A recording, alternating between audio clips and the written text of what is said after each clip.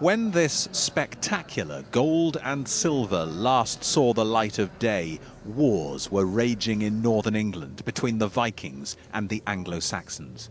In the turmoil, someone hid their wealth. Almost 700 pieces of gold and silver were crammed into a valuable cup and buried.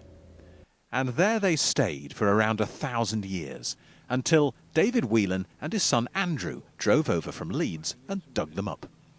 What these two metal detectorists found a few months ago in a North Yorkshire field is being described by experts as one of the most important finds of its type anywhere in the world.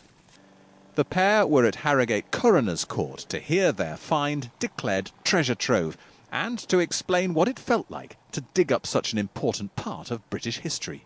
We were crouched down on our hands and knees and we were just sort of pulling silver bars out, and there was a clump of soil that had this silver chain with a very sort of decorated bead just swinging from it, and I think we were just sort of stood there shaking really, weren't we?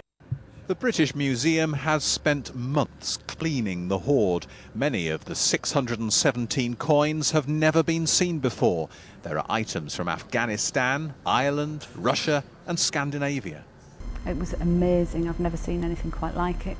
The finders did a really superb job of excavating the vessel and not being tempted to empty any of the contents from it. Thanks to the Whelans' hobby, historians will now be able to add to their knowledge of the on-off Viking occupation of the northeast between 869 and the death of Eric Bloodaxe 85 years later.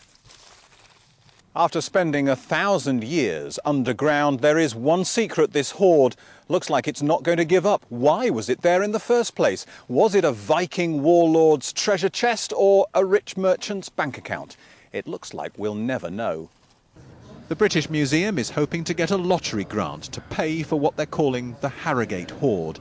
The finders will split the money with the owner of the field it was buried in. Between them, they could get £750,000.